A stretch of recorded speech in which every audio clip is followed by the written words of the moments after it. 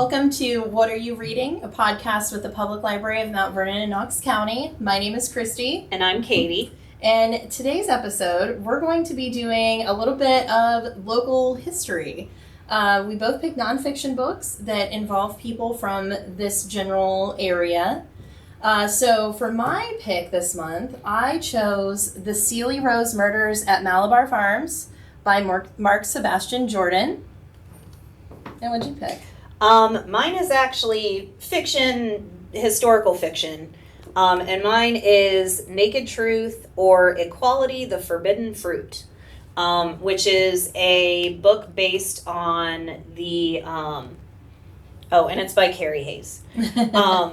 It's based on the Tennessee Claflin and Victoria Woodhull. And Victoria Woodhull was the first woman to run for president.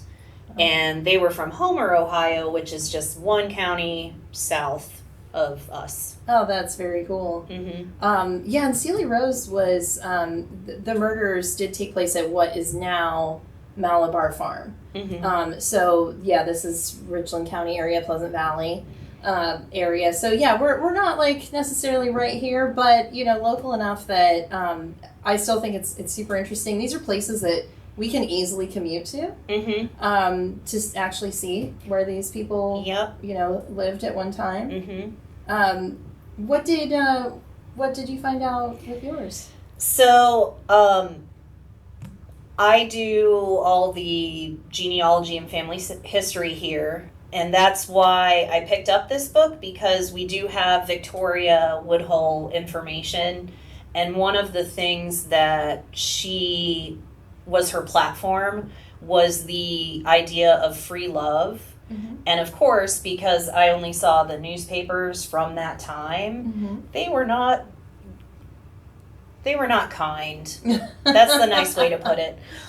So one of the things I really liked about this book was it went a little bit into more detail about what that meant. Okay. I think because even the people our age and younger, when they hear free love, probably think like the 60s and 70s and Woodstock and all that good stuff. That's not what they meant. Okay. So it was more like you are monogamous, but once that relationship is not mutually beneficial, you can leave. Okay. So regardless of if you're male or female. Sure. So not having to stick with that social construct of marriage necessarily if you are unhappy. Because at that point in time, divorce was very taboo. Right? Yeah. Yeah. So, and Victoria Woodhull, I think, had 3 husbands. Okay. And Tennessee, I don't think ever got married, but she did have several monogamous relationships throughout her life. And I also liked that there's a lot of women's right to vote and women's rights rallies going on at this time. And I didn't realize that there were so many different suffragette organizations. Okay. So I wonder if we would have gotten the vote sooner if we had pooled those resources together. Sure. But instead it becomes like this big fight, and that's one of the things one organization was run by Victoria Woodhull. The other one, I don't know who ran it, but Harriet Beecher Stowe was in it. Okay. Harriet Beecher Stowe hated Victoria Woodhull. Interesting. So even though they're trying to achieve the same goal, they're letting their preconceived notions and personal tastes dictate whether or not they work with that particular group. So they were I feel like they were probably seeing her as kind of like an extremist. Yes. Like her platform was so far away from what they were used to. Yes. And one of the things that I didn't realize, Harriet Beecher Stowe's brother was a preacher. I can't remember which denomination, but he was a preacher, so she was a lot more conservative than Victoria was. So I think that was a big thing. There's also a little bit of spiritualism going on, From a very young age, Victoria and Tennessee were made to become basically con artists. Okay. Where they can summon spirits and find out your history and everything that's going on. And Harriet was at one of these seance type things. Mm-hmm. And did not like it. Oh, sure. Well, I could see that being politically, like political suicide, really, in a way, right? Doing something like very subculture, kind of controversial. Mm-hmm. Trying to run for president, I feel like that would probably... Yeah, and I think she was trying to advance the suffragette cause, but she was like, we can't do this by degrees. It just needs to be like all or nothing. Mm-hmm. And that's why she threw her hat in the ring. Sure. And then we have her sister Tennessee, who has a whole similar experience, but a completely different one. Mm-hmm. Because she wasn't married, she wasn't as outspoken as her sister was, and this book actually focuses more on Tennessee than it does Victoria, which is another reason that I like it, because everybody talks about everybody that knows about her talks about Victoria. For sure, yeah. And no one really talks about Tennessee. And I remember one really heartbreaking thing is she had some kind of skin disorder. Mm-hmm. And because of her life being what it was, they assumed it was the French disease, as they called it. And she didn't find out until later in life when one of her relationships where he either took her to France or brought a French doctor to her and determined that it was like eczema. Oh, wow. It wasn't actually the French disease. So she wasn't allowed to do anything. Yeah, really live a normal life because they thought she had this contagious disease. Yeah. Mm-hmm. Yeah, and I think they didn't know enough about it to be able to say, oh, you can do this, but you can't do that. Mm-hmm. So that's why I think she kept in obscurity so that she could live as normal a life as she could. Yeah. As normal as their family could. Right, yeah, because there's some really extreme stories going on here, but it's really interesting to think that the first woman to run for president was from Homer, Ohio originally. Yeah. This book takes place in New York, so at some point they moved from Homer to New York. Probably because there were more opportunities there. They don't really get into that. But yeah, this small, and if you haven't been to Homer, it's a tiny town. Yeah, it really is. One of those, like, you drive, you blink and you miss it. Yeah. You know, like you drive through, like, oh, that was Homer. But yeah, it used to be kind of a hopping little place, you know, the post office. Really, that's the thing, right? If a town has a post office, you're a big deal. So they at least had that. Yeah. Wow, that's really cool. And the fact that it is historical fiction, because even though we do have a bit of information, like you said, we don't really have much about Tennessee. So that's really interesting to learn more about her from what we can gather. Yeah, and what's also interesting, which good historical fiction will do this, is she has an author's note explaining, like, this is what happened, this is kind of where I came, like, where this came from. And then she has an extensive bibliography of information so that you can go and look. And yeah, actually just looking at this, there's an illustration for Tenny C. Claflin. Wow. So we could get a picture of what she may have looked like. That's so cool. I love that. So if you love the story, then you can move on. I like diving down those rabbit holes. Oh yeah, absolutely. Like you said, getting a face to the name is super cool. The fact that these were real people, and that gets you interested in doing the research. You can stop into the library, like, and visit us and do a little bit of research and, really find this information out for yourself as well. Mm-hmm. That's really cool. Yep. And that's kind of what drew me to this as well, because having a place where we can go and say, this person lived here and see the environment, even though it has changed, but, just being where they were and, getting that feel for an area it brings a whole new level to, like, interacting with the text. Yeah, and I don't remember ever visiting Malabar Farm, but I know of it. Yeah. So, because there was a famous writer that lived there. Yes. So, it's like, oh, Malabar Farm, of course. Yeah, absolutely. And when you're there, you're thinking about Louis Bromfield. You're thinking about the Pulitzer Prize winning author. But I did not know about this. There are rumors, of course. There's local history, stories passed down from generation to generation. But having now read this, whole new appreciation for what actually happened.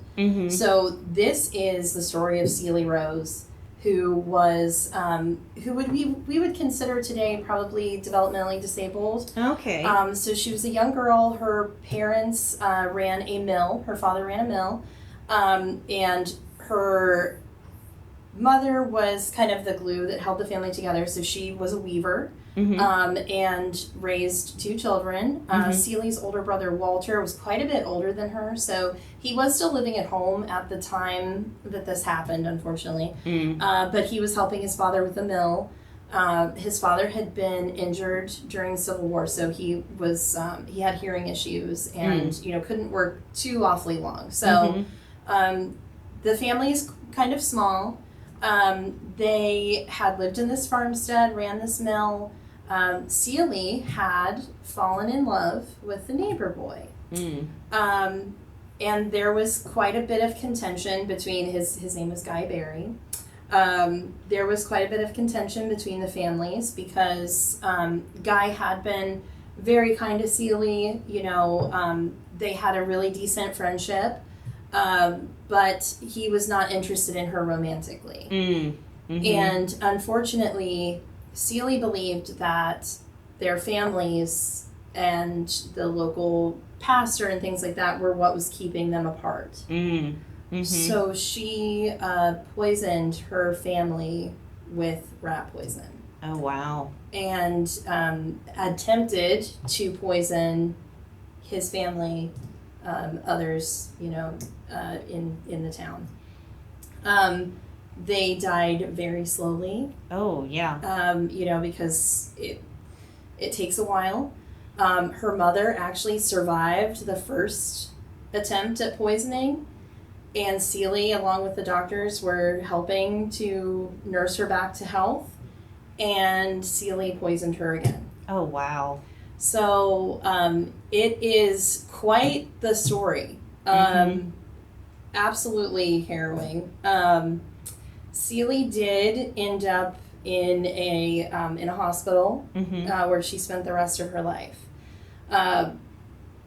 Knowing that something this prolific of a murder happened so close to us, and especially on a piece of land that has now become known for something else. Yeah. Super interesting. Right? So if you're a fan of true crime, oh my gosh, check this out, because having something... What I actually talked with Mark at his book signing, and him kind of saying, this is kind of what we would consider a serial killer today. She murdered her family. Many other people survived, thank goodness, or avoided the poisoning altogether. But this was a person that, unfortunately, methodically kind of killed her family.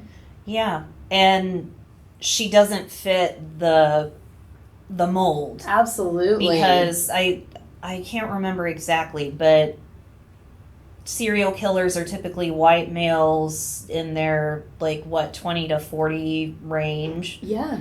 And she's none of those things. Yes, here we have this girl in her early 20s, developmentally disabled, who has what as far as we know, has a pretty decent home life, is being taken care of. So yeah, she breaks all of the rules, that we know today about serial killers. So yeah, she's a very unique case study. And Mark actually talks about in the book, him going to visit and seeing the graves of her family, seeing the graves of of Guy Barry's family, where he actually, his family is buried very close to her family. Wow. She herself is buried at the hospital, which sure. I think was in Lima. But it's just interesting to see, these families, lived the rest of their lives. Guy Barry's family specifically lived knowing, that just across the street, the next door neighbors, and that they barely avoided being murdered as well. Absolutely. Yeah. Wow. Seeing this young girl show up at your porch with a pie, knowing that she had just poisoned her family. I cannot imagine. Well, yeah, and looking at someone like her and not even thinking of it. It's like, oh, she has a sweet face and a nice temperament. Well, she wouldn't do anything. Oh, yeah. Yeah, from what Mark could find, I mean, her interactions with people were generally really good. She loved to play with the children. She loved to, root on the boys while they were playing sports at school. She attended the one-room schoolhouse there in town. Just a generally good-natured person. For that to happen, which is truthfully, like we were talking about, liking the true crime shows. A lot of the times you hear, oh, that's the nicest person. Yeah. So this was, he or she was my next door neighbor, And honestly, the serial killers especially. Yes. Are like, oh, he was just the sweetest guy. Yes. And the victims, their smile always lights up a room, right? So that's the thing, never let your smile light up a room, or yeah. you'd be concerned, right? Yeah.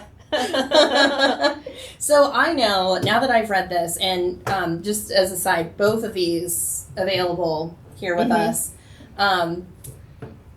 Having read these now, I definitely have an appreciation for our area and our local history, and there's so much to discover right in our backyards. Absolutely. And not even just, I know the books that we picked were from adjacent counties, but there's a lot of stuff in Knox County. There really is. And in fact, if you do love true crime, we have a crime binder for Knox County specifically, and there were some pretty well-known murders that happened in Knox County. Absolutely. There's been quite a few that in the recent years have, well, one specifically that made, national news. But there is kind of a sordid history here. So yeah, stop in anytime and visit us, and go through some of this stuff, because it's really interesting, the things that you can find out right in your own hometown, and very, very locally. That's really interesting. Yeah. Well, hey, thank you guys so much for joining us, as always. We will be back next month with another episode. And until then, you can check us out online, like, share, subscribe, all that fun stuff. And thanks for joining us.